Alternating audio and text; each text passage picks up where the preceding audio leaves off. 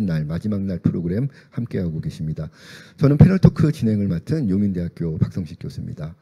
패널 토크는 앞선 강연을 통해서 만나뵀던 여러 전문가분들 모시고 심층적인 인터뷰를 나눠보는 시간입니다. 여러분들 지금 온라인을 통해서도 많이 참여를 해주고 계신데요. 댓글을 통해서 질문 남겨주시면 패널 토크 후반부에 함께 나눠보는 시간 갖도록 할 테니까는요. 많은 댓글 참여 부탁드리겠습니다. 자, 오늘 첫 번째 세션은 뉴 미디어 기반의 콘텐츠 전략이라는 테마로 세 분 전문가분들의 좋은 강연 들었습니다. 다시 한번 강연해 주신 세 분 소개해 드리면서 패널 토크 시작해 보도록 하겠습니다. 먼저 67년생 빙그레 요즘 브랜드로 거듭나기 위한 브랜딩 전략을 주제로 말씀해 주신 빙그레의 조수아 차장님 나오셨습니다. 네, 안녕하세요. 네, 유튜브 등의 라이선싱 방법과 시장 현황을 주제로 말씀해 주신 키나인의 전준수 대표님 함께 하셨습니다. 네, 안녕하십니까. 마지막으로 유튜브 등 특징 분석과 콘텐츠 기획 비법을 주제로 말씀해 주신 팔로비즈의 양효욱 창립자 겸 CEO님 함께 하셨습니다. 네, 안녕하십니까. 네, 반갑습니다. 모시기 힘든 전문가분들 어렵게 한자리에 모셨는데요. 본격적으로 테마 토크, 패널 토크 시작해 보도록 하겠습니다. 먼저 빙그레 조수아 차장님께 질문 드려보고 싶은데요. 사실 빙그레 하면 모르는 국민들이 없을 정도로 이미 뭐 브랜드라든가 제품이라든가 높은 인지도를 가지고 계신 기업이라고 평가받고 있습니다. 그럼에도 불구하고 적지 않은 시간, 비용 투입을 하셔서 브랜드로 거듭나기 위한, 특히 강연에서 인상 깊게 말씀을 해주셨던 요즘 브랜드로 거듭나기 위한 노력을 하고 계신데요. 어떤 이유 때문이실까요? 요즘 뭐 레트로, 뉴트로 이런 이야기 많이 하시잖아요. 저희는 약간 향수에 젖은 그런 브랜드에만 머물러서는 좀 안 된다라고 생각을 했고요. MZ 세대들이 예전에 그런 그 향수가 아닌 완전히 새로운 것들로 인식하고 예전 브랜드들을 사용하는 것처럼 저희는 조금 더 뉴트로가 되어야 된다고 생각을 좀 했었습니다. 소비자는 저희가 약간 짝사랑하는 대상이기 때문에 저희가 그 짝사랑하시는 분의 사랑을 얻으려면 좀 많이 알아야 될 것 같고 또 저희에 대해서 관심을 갖게끔 끊임없이 좀 노력을 해야 되잖아요. 그래서 저희는 항상 그냥 지금의 브랜드, 요즘 브랜드가 될 수 있도록 좀 많은 투자를 하고 있고 노력을 하고 있습니다. 사실 그 처음에 빙그레우스 캐릭터를 선보이셨을 때 온라인을 중심으로 엄청난 반향이 있었습니다. 아마 지금 말씀해 주신 그러한 그 요즘 브랜드가 되기 위한 노력의 일환이 아니었나 이런 생각이 드는데요. 지금도 빙그레우스 많은 인기 여전히 유지가 되고 있습니까? 네, 아마 처음에는 좀 약간 기업에서 이런 IP를 활용한 브랜딩이 굉장히 신선하셨던 것 같아요. 그래서 그때 팔로워도 많이 늘었었고 여전히 댓글도 많이 늘고 있고요. 지금은 여전히 그 반응은 굉장히 좋은데요. 좀 더 팬덤이 조금 더 생겼다고 할까요? 저희가 스토리를 조금 탄탄하게 만들어 가다 보니까 사람들이 그런 거에 더 반응을 해줬었고 스스로 조금 더 확산을 시켜주시고 이런 부분까지 조금 더 넓혀가고 있는 것 같습니다. 아마 그 요즘 MZ 세대들이 어렸을 적에 즐겨봤던 그리스 로마시나 만화책에서 익숙하게 느꼈던 그런 정서가 빙그레우스 캐릭터에서도 느껴져서 좀 더 그런 반응들이 크지 않았나 이런 생각도 해보게 되는데요. 말씀 감사드리고요. 계속해서 필로비즈의 양효욱 대표님께 질문 드려보겠습니다. 유튜브의 정서를 이해해야 된다라고 강조해서 말씀을 해주셨는데요. 유튜브의 정서라는 것이 기존의 이런 방송 같은 전통적인 미디어의 정서와 어떻게 다른 것인지 구체적으로 이 유튜브 정서라고 하는 것 설명을 해주신다면 어떻게 해주실 수 있을까요? 유튜브 이야기를 하면 많은 분들이 자극적인 콘텐츠나 뭐 굉장히 주목을 받을 수 있는 이런 것들을 좀 생각을 하시는데 저희가 굉장히 많은 영상들을 분석을 해본 결과 호흡법이 좀 달라요. 여기서 말씀드리는 이제 호흡법의 의미는 기성 방송이 수십 년간 가지고 있던 그 흐름이 있습니다. 이쯤 되면 사람들이 웃을 거야. 이쯤 되면 한번 눈물을 흘려야지. 그런데 그보다 잘 되는 유튜브 영상들은 항상 한 호흡이 빨라요.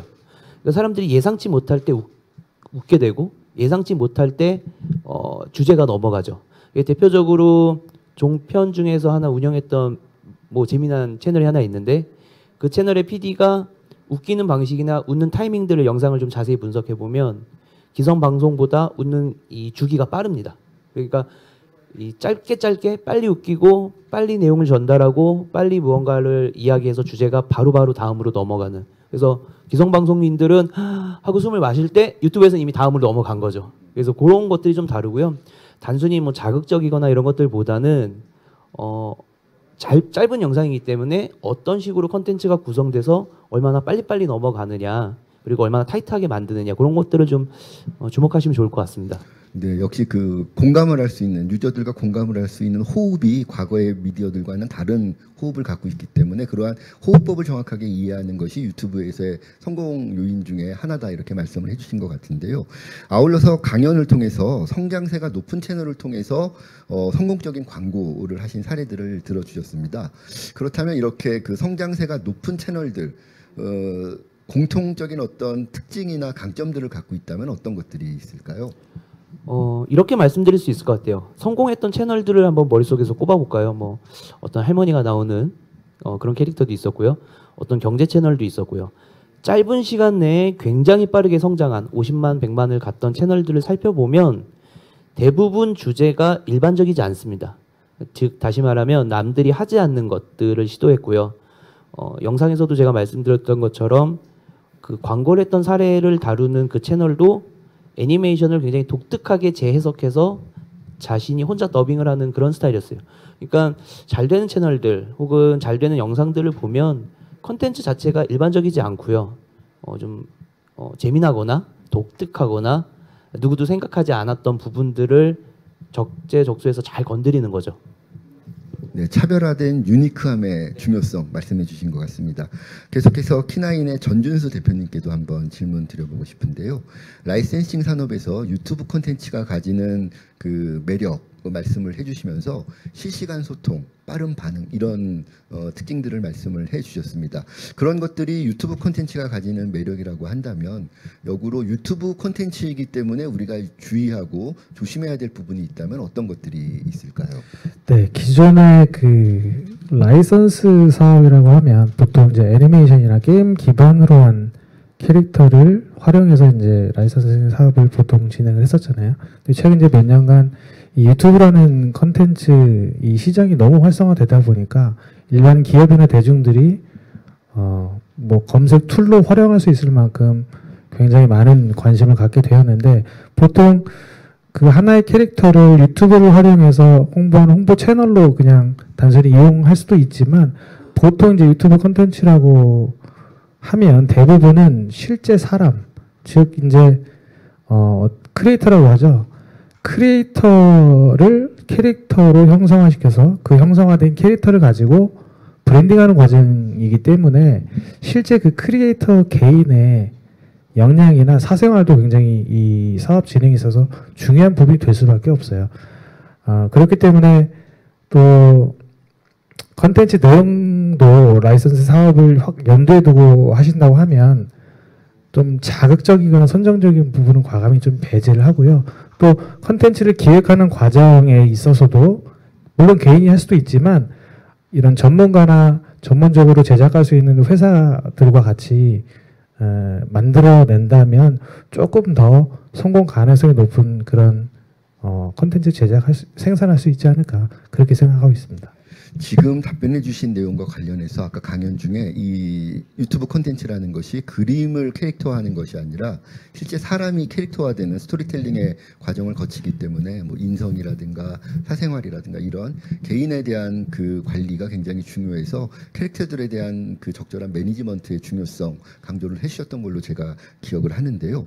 그렇다면 반대로 그림을 캐릭터화하는 것이 아니라 사람을 캐릭터화하는 것이기 때문에 특별히 좀 더 전략적으로 주의하고 고려해서 접근해야 되는 요소들이 있다면 어떤 것들이 있을까요? 사실 이제 캐릭터를 이렇게 만들 때 특별히 고려해야 되는 점은 없어요. 워낙 많은 캐릭터가 뭐 세상에 많이 나와 있고 그리고 많은 캐릭터가 나와야 된다고 생각을 해요. 다만 이제 정답은 아니겠지만 실제 이제 사람을 형성하다 보니까 단순히 그냥 어떻게 뭐 캐리커처처럼 이렇게 그리기보다는 사업 확장을 염두에 둔다고 하면 캐릭터의 특성은 살리되 좀 선을 최대한 단순화시켜야 된다는 점이 있을 수 있고 또 과도한 컬러 배색은 좀 배제를 시켰으면 하는 바람이에요. 왜냐하면 실제 라이선스 상품을 만들 때 제작이 문제가 생기기 때문에 그런 부분을 조금 조심해야 될 것 같고요.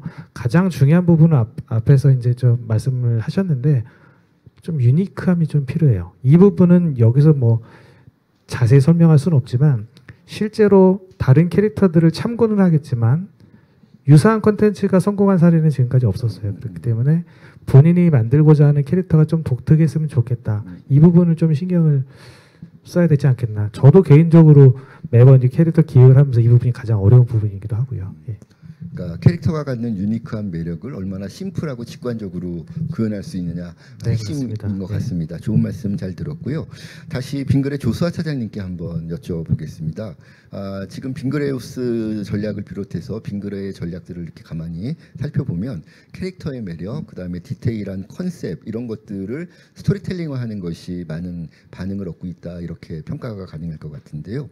이러한 전략, 스토리텔링 전략이 그 여러 세대 집단들이 있을 텐데 각각의 세대 집단들마다 다른 반응을 느끼고 계신지 혹시 그런 세대 집단들마다 다른 반응들이 세대들마다 다른 매출 성과로도 연결이 되고 있는지 궁금합니다. 그 부분들 정말 많이 얘기 주시는데요. 앞서 말하신 거하고 굉장히 결이 같을 수도 있을 것 같아요. 저희가 애니메이션이나 캐릭터를 활용했을 때 대부분 많이 걱정을 하시고 하셨던 이유는 대부분 그런 것들이 웹툰이나 아니면 게임 속에서 굉장히 폭력적으로 뭐 느껴진다거나 아니면 선정성이 좀 많다거나 그러다 보니까 예전에 저희가 추억했던 만화들을 잊었던 것 같거든요. 그래서 저희는 오히려 그거에 더 포커스를 했던 것 같아요. MZ 세대들도 이렇게 순화된 캐릭터를 좋아할 수 있고 기성 세대들도 이렇다면 거부감이 없고 되려 더 옛날에 대한 추억에 더 젖을 수 있을 것 같다라고 생각을 좀 했었고요. 그렇기 때문에 MZ 세대들도 솔직히 반응이 굉장히 좋지만 기성 세대들도 오히려 받아들이는 게 더 많았던 것 같아요. 저희가 캠페인을 해보면 MZ세대라고 하지만 실제 반응이 오는 거는 더 좁거든요.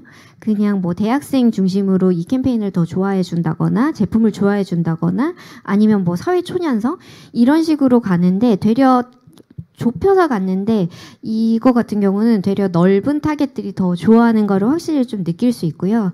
매출은 솔직히 기업이다 보니까 저희가 여러 요인들이 있잖아요. 제품이 좋아서일 수도 있고 아니면 영업력 그리고 저희 말고도 뭐 펭수나 이런 모델들도 많았었어요. 김태희 씨가 하는 뭐 그런 광고들도 있었고요. 그래서 정확히 빙그레우스 이런 캐릭터 브랜딩으로 인해서 전체적으로 매출이 늘었다라고는 확인될 수는 없을 것 같고요. 하지만 저희한테는 거의 삼재처럼 굉장히 날씨도 안 좋고 사람들이 여가 활동이 없었음에도 불구하고 되려 역신장이 아닌 조금은 신장세를 가지고 가고 있어서 긍정적이라고 생각하고 있습니다. 그래도 그럼에도 불구하고 빙그레우스 전략을 비롯한 빙그레의 지금 스토리텔링 전략들에 있어서 역시 코어가 되는 집단은 MZ 세대가 아닐까 싶은데요. MZ 세대를 생각을 하실 때 중요하게 생각하시는 그런 빙그레만의 포인트가 있다면 어떤 점들이 있으실까요? MZ 세대들을 저희가 활용해서는 안 될 것 같아요. 많이 알아가야 된다라고 생각을 좀 했었고요. 그분들은 솔직히 정말 다양합니다. 다양한 가치관이 존중되어야 된다는 생각들을 더 많이 하고 있기 때문에 저희가 정말 뭐 머리 컬러 하나, 눈빛 색깔 하나 이런 컬러가 뭐 누구에게는 되게 기분 나쁜 색이 될 수도 있고 저희가 생각지도 못한 어떤 걸 상징하고 있을 때도 있더라고요. 그래서 저희는 그런 모니터링을 초반부터 굉장히 많이 하고 있고요. 그리고 저희가 브랜드 연관성을 계속 말씀드렸던 게 저희는 캐릭터들을 보면 머리카락 색깔이나 눈빛 색깔을 저희 제품 오리지널티 그 색을 그대로 가지고 가고 있거든요. 그냥 누군가가 좋아하는 색이나 이런 것들은 누구는 싫어할 수 있는 거예요. 그래서 저희는 조금 다양성을 저희 브랜드만으로 좀 이끌어가기 위해서 좀 디테일함에 굉장히 좀 신경을 쓰고 있습니다. 말씀 중에 MZ 세대를 활용하려고 하는 것이 아니라 이해하려고 하신다라는 말씀이 굉장히 가슴에 와 닿았습니다. 키나인 전준수 대표님께 한 번 더 말씀을 여쭙고 싶은데요. 사실 키나인 같은 경우는 외부에서 소싱을 받아서 하시는 비즈니스도 많이 하시고 또 자체 IP 사업도 많이 겸해서 하시는 걸로 저희가 알고 있습니다. 혹시 외부 콘텐츠를 소싱 받아서 하는 비즈니스와 자체 IP의 비즈니스에 있어서 좀 차이점이 있다면 어떤 점들이 있을까요? 없습니다. 그 하나의 컨텐츠를 브랜드화 시키는 과정에서 이거는 소리하고 저거는 좀 물론 전략적으로 우선순위가 있겠지만 소싱을 했다고 해서 저희가 자체 개발했다고 해서 비즈니스를 전개해 나가는 데 있어서 다른 방법을 구현한다. 이거는 좀 말이 안 되는 것 같고요. 이 문제는 회사의 그 신용도와 직결되기 때문에 뭐 당연히 매번 최선을 다할 수밖에 없는 게 뭐 당연한 사실이고 다를 이유는 전혀 없다고 생각합니다. 제가 의문을 드렸는데 현답을 해주셔서 감사드리고요. 많은 그 외부 IP를 갖고 계신 그 협력을 희망하시는 업체분들 믿고 우리 연락을 주셔도 될 것 같습니다. 그 하나만 더 여쭤보고 싶은데요. 아까 강연 중에 그 상품을 영상에 너무 이렇게 많이 노출할 수 없다는 부분을 좀 아쉬운 점이다 이렇게 말씀을 해주셨습니다. 그렇다면 영상에 대한 의존도의 아쉬움을 이렇게 좀 마음에 좀 감춰두고 있다면 다른 방식으로 이렇게 상품을 홍보 마케팅할 수 있는 전략은 어떤 것들이 있겠습니까? 사실 이 부분을 저희도 지금 진행하는 부분에 있어서 굉장히 조금 애로사항이 많은 부분이기도 한데 실제로 유튜브 콘텐츠는 소비자와 시청자와 직접 소통을 하기 때문에 굉장히 반응을 실시간으로 볼 수 있어서 굉장히 민감한 부분이기도 한 부분인데 뭐 예를 들면 어떤 그 일반 대중이 어떤 특정 유튜버 크리에이터를 좋아하는 이유는 뭐 여러 가지가 있겠지만 너무 그 크리에이터가 상업적으로 비춰지기 때문에 그런 경우가 생기면 일단 안티팬이 많이 생기고 안티팬이 많이 생기면 조회수 자체도 조금 하락되는 경우가 많이 있어요. 그건 바로 수익에 또 직결이 되는 부분이고 오히려 돈을 벌려고 했다가 돈을 못 버는 경우가 뭐 대다수이기 때문에 그런 부분이 좀 조심스럽고 거꾸로 또 일반 뭐 광고나 뭐 상품 노출을 아예 안 한다. 그것도 수익에 또 문제가 생기기 때문에 항상 이 부분이 에러점이 굉장히 많은 부분이에요. 그래서 저희 같은 경우는 그 꼭 노출돼야 되는 광고나 상품은 노출을 시켜요. 다만 이제 대놓고 광고가 아니고 전체적인 이제 컨텐츠 기획을 할 때 스토리 안에 자연스럽게 녹여낼 수 있는 그런 스토리 전개가 좀 필요하다고 생각을 해서 그렇게 이제 스토리 구성을 하는데 매번 사실 어려운 부분이에요. 풀 마케팅과 푸시 마케팅 우리가 늘 이렇게 교과서적으로 많은 이야기들을 하는데요. 역시 그 부분이 현장에 있어서도 실전에 있어서도 중요하다는 말씀이셨던 것 같습니다. 계속해서 필로비즈 양효욱 대표님께 한번 여쭤보겠는데요. 그 담당자의 감이나 개인적인 어떤 기호 뭐 이런 것들이 사실 현장에서는 또 많은 영향력을 이렇게 미치게 되는 경우들이 종종 있지만 그런 것들에 따르지 않고 객관적인 데이터를 통해서 접근을 해서 큰 성과를 거둔 사례가 있다면 어떤 사례들이 있으실까요? 제가 특정 사례를 짚어서 말씀드리기보다는 조금 포괄적으로 두 가지를 좀 전달해 드리고 싶어요. 첫 번째는 한 3년 전에는 광고주분들이 어떻게 이야기를 하시냐면 예쁜 유튜버 찾아요. 뷰티 쪽에서는 뭐 푸드 쪽에서는 잘 먹는 유튜버 찾아요. 이렇게 말씀을 하셨어요. 그리고 그들을 분석할 만한 데이터가 없었어요. 그러니까 감에 의해서 진행을 많이 하셨는데 요즘에는 광고주분들이 에이전시한테 어떻게 요구를 하시냐면 리포트 내놔라. 리포트로 보고 싶다. 퍼포먼스 얼마나 나오느냐. 이렇게 애들 요청을 많이 하세요. 그래서 아마 앞으로 더 그게 심해질 거라고 보고 있고요. 이제는 MCN이나 광고 에이전시 쪽에서도 단순히 이 친구 요즘 잘 나갑니다로는 좀 한계가 있을 것 같고요. 두 번째 또 다른 광고에 대해서 좀 의견 드리고 싶은 부분은 오늘 빙그레도 와 계시는데 올해 그 굉장히 기생충 영화 때문에 유행했던 라면이 하나 있잖아요. 그 식품회사가 저희가 이제 같이 컨설팅을 했었는데 컨설팅을 한 이유는 이겁니다. 어제 유튜브에서 뭐 먹었을까? 어제 먹방에서 떡볶이를 많이 먹었을까? 아니면 뭐 삼겹살을 많이 먹었을까? 이거를 만약에 우리가 전통적인 방식으로 조사하려고 그러면 내년 이맘때쯤이나 결과가 나오겠죠. 뭐 식품 판매량이나 이런 것들을 가장 빠르게 확인할 수 있는 방법이 유튜브거든요. 어제 올라온 영상에 달린 댓글이나 조회수. 그래서 광고주분들이 먼저 번호하시는 것 같아요. 오히려 제가 느끼는 거는 에이전시나 MCN들을 보다 광고주분들이 사실은 원체 디지털 마케팅에 익숙해져 있기 때문에 조금 더 많이 요구를 하시고 계셔서 특정 사례보다는 요즘 그렇게 좀 러프하게 제가 답변을 드렸습니다. 사실 요즘 뭐 프로 스포츠를 봐도 예를 들면 야구의 경우에도 데이터 야구 뭐 이런 중요성들이 강조가 되고 있는데 상대적으로 이렇게 대중예술 영역에서 활동하시는 많은 분들이 데이터의 중요성들을 막연하게 인식들을 하고 계시지만 구체적으로 데이터에 접근하는 경로라든가 전략에 대해서는 고민들을 좀 많이 하고 계신 것 같아서 지금 말씀을 통해서 데이터의 중요성이 문화 콘텐츠 산업에도 특히 라이선싱 비즈니스 분야에 대단히 중요한 요소가 된다라는 부분을 우리가 한 번 더 생각해 볼 수 있었던 것 같습니다. 하나만 더 말씀을 좀 여쭈면은요. 아울러서 채널 분석, 유튜브 채널 분석의 중요성을 말씀을 해주셨는데요. 이런 그 정교한 채널 분석을 통해서 이렇게 아주 성공적인 어떤 그 변화의 모습을 가져온 사례가 있다면 어떤 채널들이 있을까요? 사실 그 부분이 좀 아쉬운 부분인데요. 변화가 필요하다라고 느꼈다는 건 뭐냐면 이미 정책이 들어갔다는 거거든요. 방금 여기 키나인 대표님도 말씀하셨지만 정체가 들어가면 사용자들이 등을 돌렸고 떠나기 시작하기 때문에 그거를 복구해내는 게 쉽지가 않습니다. 그러니까 데이터를 분석한다는 건 항상 과거에서 오늘을 본 다음에 미래를 예측하는 건데 과거에서 오늘까지의 기간이 암울하고 오늘 현재가 암울하다고 하면 예측의 결과도 암울해지거든요.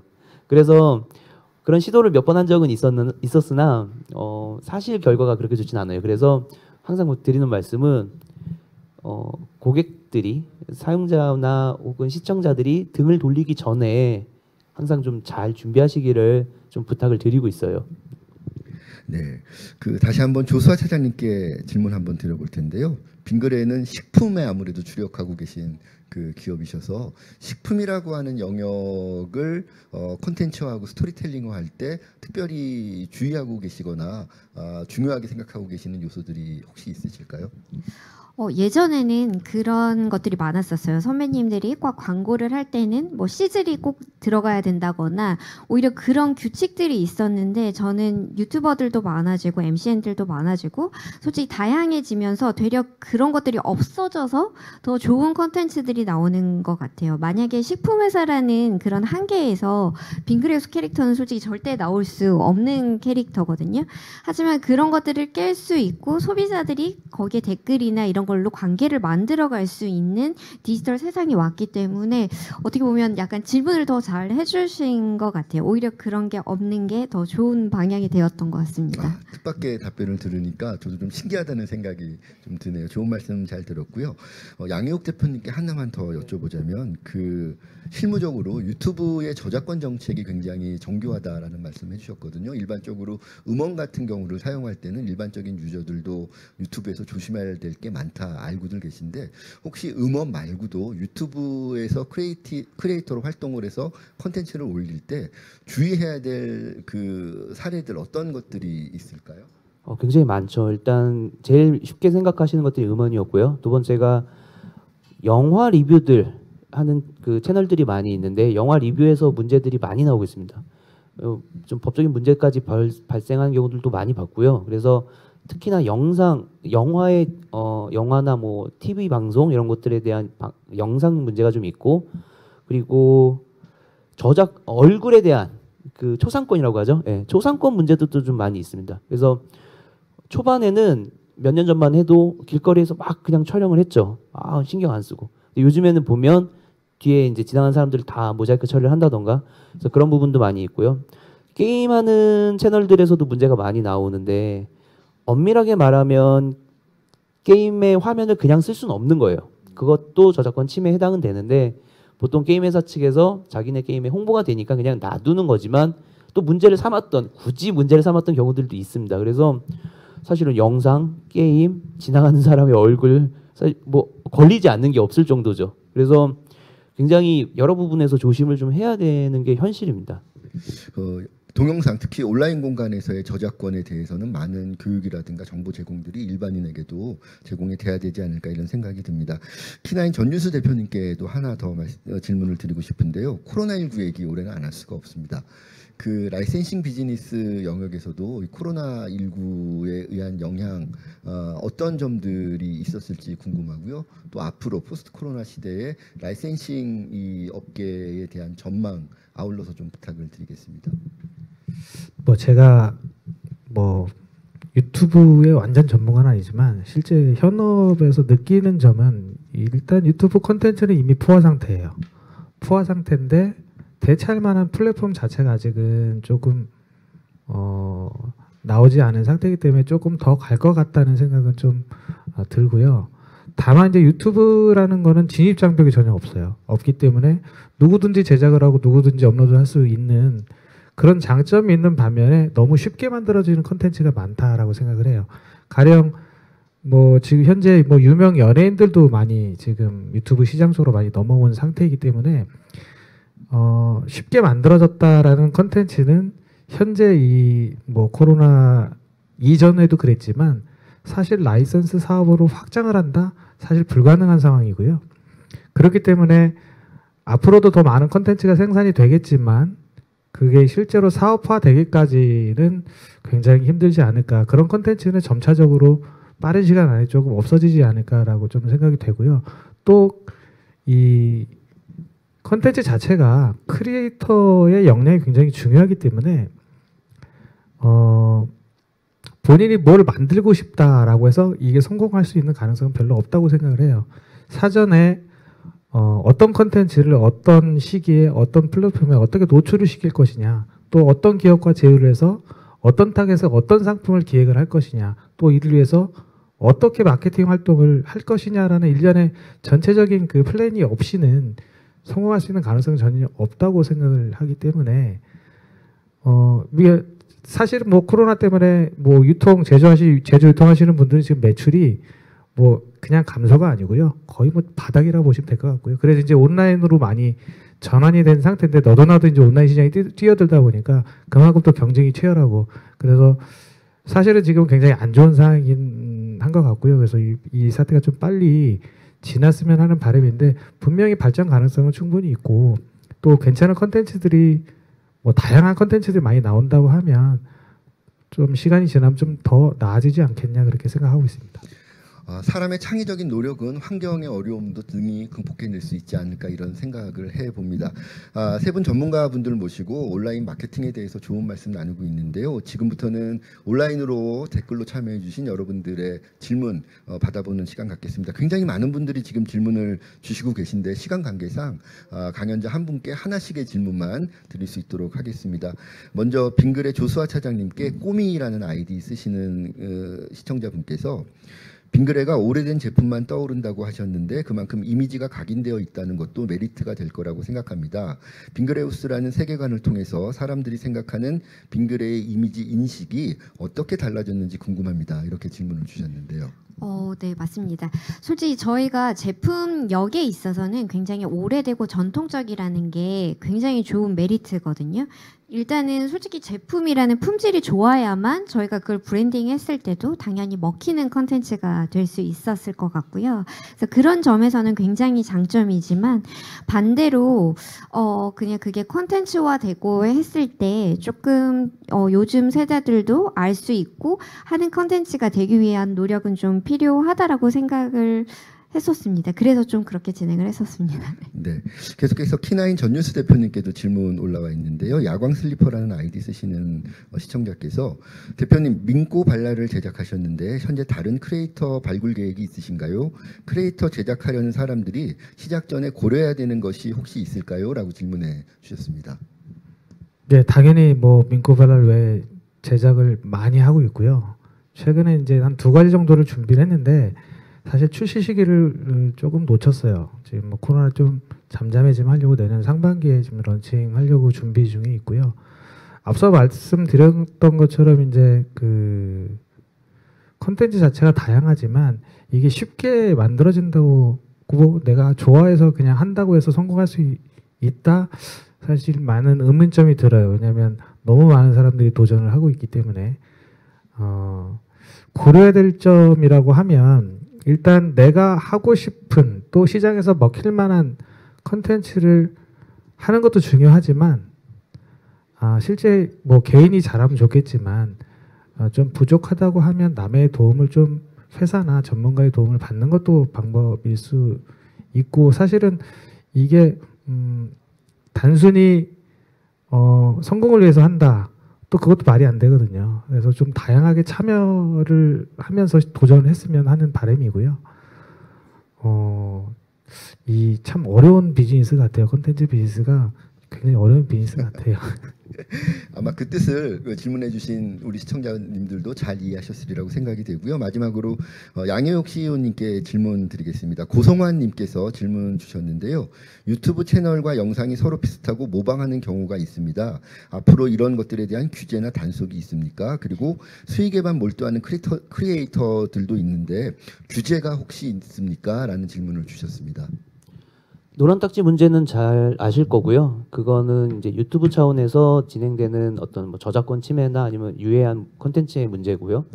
혹은 우리나라도 소비자보호원 공정위 같은 곳에서 또 광고 영상에는 표시를 해라라는 식으로 이제 사회적 법적 제재들도 생겨나고 있습니다. 그래서 그런 부분들은 시간이 지나면서 조금씩 정화될 거라고 보고요. 그런데 그 질문을 이런 말씀을 한 가지 더 드려보고 싶어요. 10년 전, 20년 전에 분명히 TV가 유해하지 않습니까? 라는 질문들이 있었을 것 같아요. 그렇지만 지금 또 TV가 왔고 또 TV도 계속 종편으로 확장을 했고 유해하지 않을 수는 없다고 봐요. 그런데 그렇게 모방하고 유해한 콘텐츠가 과연 롱런할 수 있을까? 그런 측면에서 봤을 때는 지금까지 제가 모니터링한 수십만 개 채널 중엔 없었습니다. 그래서 잠깐 반짝이는 유해 콘텐츠는 있을 수 있으나 롱런은 할 수 없기 때문에 어느 정도 자정작용도 일어날 거고 또 사회나 정부도 적극적으로 또 관련 법들을 정비하고 있는 것 같아요. 네. 자, 뉴미디어 시대의 콘텐츠 전략에 대해서 오랜 시간 동안 좋은 강연과 패널 토크 참여해 주신 세 분 전문가 분들께 다시 한번 감사의 말씀을 드리겠고요.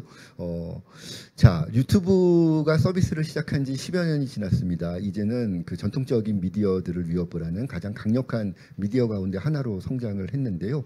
오늘 세 분 전문가님들과 함께 했던 이 강연들과 패널 토크의 시간들이 유튜브에서의 치열한 경쟁을 준비해야 되는 우리 문화 콘텐츠 업계 모든 종사자분들에게 의미 있는 도움의 시간이 되었기를 기대해 봅니다. 저는 계속 이어지는 두 번째 세션의 패널 토크를 통해서 다시 한번 찾아뵙도록 하겠습니다. 계속해서 많은 시청과 참여 부탁드리겠습니다. 감사합니다.